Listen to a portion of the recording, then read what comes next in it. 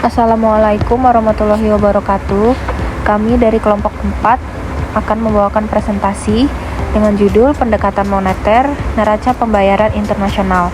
Kelompok kami beranggotakan yaitu Aldira Suci Oktaviani, Alia Ramadhani, Audrey Cantika Putri, Desi Amelia, dan beserta saya Nunisa Asmita. Neraca Pembayaran Internasional. Dengan pengertian, neraca pembayaran internasional adalah suatu catatan sistematis yang mencatat semua transaksi ekonomi antara penduduk suatu negara dengan penduduk negara lain selama periode tertentu, biasanya 1 tahun. Neraca pembayaran mencakup transaksi seperti ekspor dan impor barang jasa, transfer keuangan, investasi asing, serta bantuan yang... Baik, untuk bagian yang kedua yaitu mengenai prinsip transaksi debit kredit. Pada tabel di sebelah kiri terdapat kolom untuk debit dan kredit. Untuk debit itu sendiri merupakan transaksi yang menimbulkan kewajiban membayar kepada penduduk negara lain. Nah, dalam prinsip akuntansi, kewajiban itu kan masuk ke dalam bentuk hutang. Nah, hutang kalau bertambah itu masuk ke dalam posisi debit, dan dalam neraca pembayaran internasional masuk ditulis dengan tanda negatif. Kemudian untuk kolom kreditnya, itu transaksi yang menimbulkan hak menerima pembayaran dari penduduk negara lain. Nah, karena hak itu adalah masuknya ke dalam kredit, tapi tetap ditulis dengan tanda positif. Contohnya itu bisa dilihat dalam slide di sebelah kanannya. Contohnya seperti impor. Impor itu kan kita beli barang dari luar negeri. Nah, berarti kita ada kewajiban untuk membayar barang impor tersebut kepada negara lain. Karena kan kita beli barangnya, impor kan kita beli barang. Kemudian, dan ditulis dalam neraca pembayarannya itu masuk ke dalam posisi debit, tapi ditulisnya dengan tanda negatif. Kemudian yang di sini untuk kreditnya, contoh dari kredit itu adalah ekspor. Bisa dilihat pada slide 3.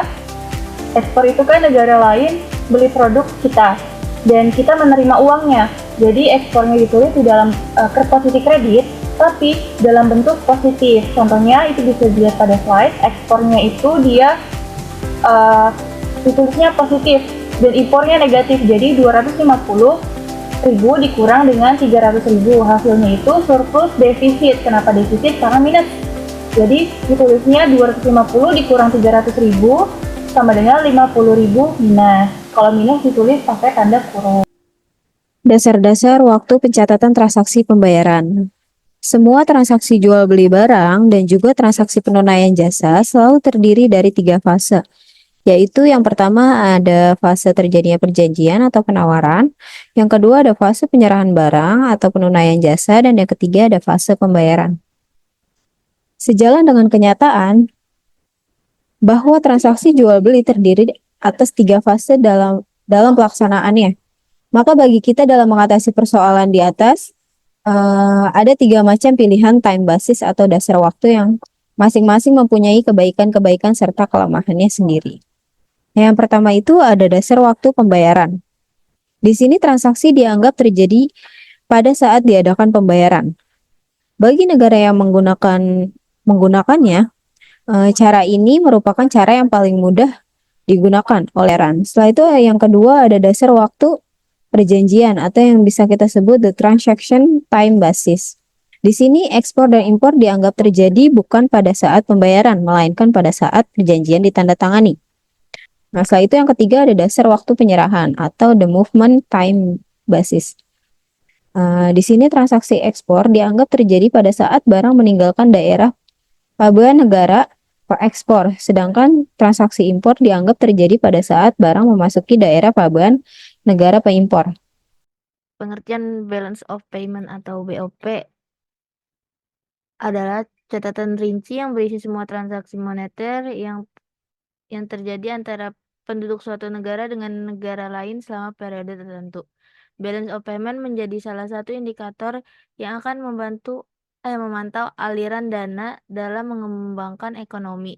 Adapun jenis transaksi yang terdapat dalam balance of payment adalah impor dan ekspor barang atau jasa, modal, dan pembayaran transfer. Di next. Jenis-jenis BOP ada 3. Yang pertama itu ada capital account atau neraca modal yang mencatat arus pajak imigran yang pindah ke negara lain. Yang kedua ada current account atau neraca berjalan ini digunakan untuk mengontrol arus masuk dan keluar barang jasa antar negara. Yang terakhir ada monetary account atau neraca mata uang yang menangkap pergerakan dalam kaitannya dengan IMF dan menunjukkan perkembangan atau perubahan cadangan devisa negara. Next. Fungsi BOP yang pertama sebagai alat untuk mencatat data transaksi internasional dan anggaran yang akan dianggarkan dalam transaksi internasional. Yang kedua sebagai pertimbangan utama bagi pemerintah dalam menentukan tahapan transaksi ekonomi. Yang ketiga sebagai bahan pemikiran tentang kebijakan moneter dan fiskal pemerintah. Yang keempat membantu pemerintah untuk melihat pengaruh hubungan ekonomi antar negara terhadap pendapatan nasional negara tersebut. Dan yang terakhir sebagai acuan atau bahan dalam mempertimbangkan langkah-langkah yang diambil pemerintah terkait dengan kebijakan perdagangan internasional. Baik, untuk slide selanjutnya yaitu mengenai komponen BOP. Yang pertama ada transaksi berjalan. Transaksi berjalan adalah transaksi yang terkait dengan keuntungan modal, pengiriman uang sepihak, dan neraca perdagangan berisi transaksi ekspor dan impor. Komponen ini biasanya lebih sensitif terhadap perubahan neraca perdagangan daripada komponen lainnya, karena neraca perdagangan biasanya merupakan bagian terbesar. Kemudian yang kedua ada transaksi modal, yaitu transaksi ini adalah aset berwujud dan hibah investasi yang sebagian besar dalam bentuk transfer modal. Komponen ini kebalikan dari transaksi berjalan. Jika transaksi positif, rekening modal harus negatif agar jumlah keduanya menjadi 0. Kemudian yang terakhir ada transaksi keuangan, yaitu transaksi keuangan dalam balance of payment adalah komponen yang menunjukkan perubahan kepemilikan aset dan kewajiban keuangan luar negeri selama periode tertentu. Aturan umum BOP. Jika suatu transaksi menghasilkan mata uang asing bagi negara tersebut, transaksi tersebut merupakan kredit dan dicatat sebagai item plus. Contohnya terdapat ekspor, pengeluaran luar negeri dalam ekonomi domestik, investasi asing dalam ekonomi domestik.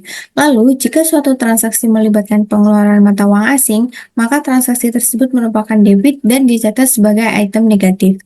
Contohnya terdapat impor, bantuan luar negeri, pengeluaran domestik di luar negeri, dan investasi domestik di luar negeri. Lalu keseimbangan dan ketidakseimbangan BOP. Negara dikatakan berada dalam keseimbangan BOP ketika total penerimaan sama dengan total pembayaran. Artinya nilai bersihnya adalah 0. Negara dikatakan mengalami ketidakseimbangan BOP ketika nilai total penerimaan tidak sama dengan total pembayaran. Artinya nilai bersihnya tidak 0 dan negara tersebut mengalami surplus atau defisit.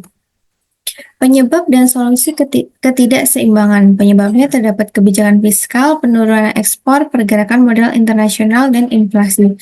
Solusinya terdapat dua yaitu dengan langkah moneter dapat dilakukan dan devaluasi, deflasi, depresiasi nilai tukar. Lalu langkah non-moneter dapat dilakukan dengan promosi ekspor, impor pengganti, dan kontrol impor kuota dan tarif. Baik, untuk referensinya kami mengambil dari Bu Aprila, Praktek Gunadarma, kemudian kami juga mengambil sumber dari Ruang Guru dalam judul Neraca Pembayaran Internasional. Sekian presentasi dari kelompok kami, mohon maaf jika masih ada salah kata atau pengucapan di dalam presentasi kami. Semoga kedepannya kita bisa lebih baik lagi. Jika ada pertanyaan bisa diajukan. Terima kasih. Assalamualaikum warahmatullahi wabarakatuh.